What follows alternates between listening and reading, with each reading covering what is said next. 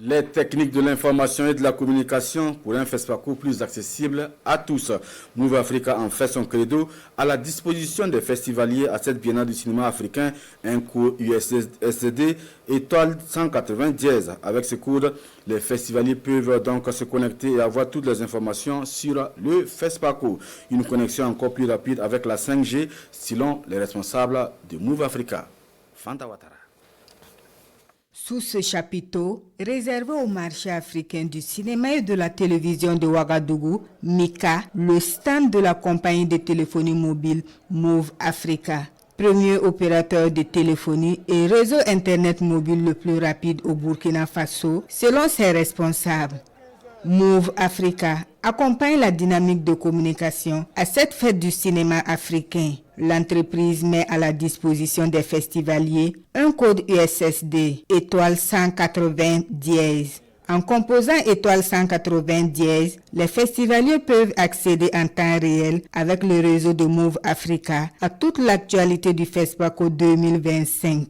Sur le étoile 180 dièse, nous avons à capturer les programmes de ciné et les lieux de vente de tickets et aussi les lieux de projection. Pour avoir par exemple le lieu d'achat d'un ticket, je paye 27 francs. Quand je vais avoir le programme de projection du jour ou du lendemain, je paierai juste 27 francs. Le stand ne désemplit point.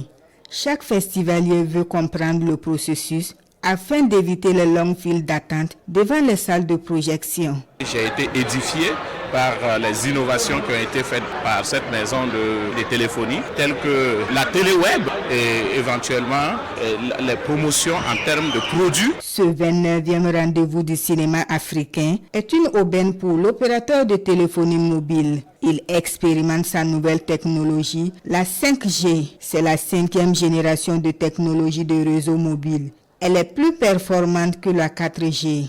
Avec la 5G, vous téléchargez un fichier, vous ne pouvez même pas voir la progression. Quand vous lancez, le fichier est déjà sur votre ordinateur. Ça, c'était le premier aspect. Le deuxième aspect, c'est ce qu'on appelle la latence. On peut aussi parler de délai. Le délai pour un réseau, c'est le temps que met une information pour passer d'un appareil à l'autre. En 5G, on parle souvent du nombre de personnes connectées au kilomètre carré. En 4G, c'est de quelques milliers. En 5G, c'est des millions. La 5G, c'est un réseau, on dit qu'il connecte des personnes et des objets. L'avènement de la 5G va permettre de développer des services qui n'étaient pas envisageables avec la 4G, comme la chirurgie assistée. Elle va également apporter une transformation structurelle des secteurs économiques.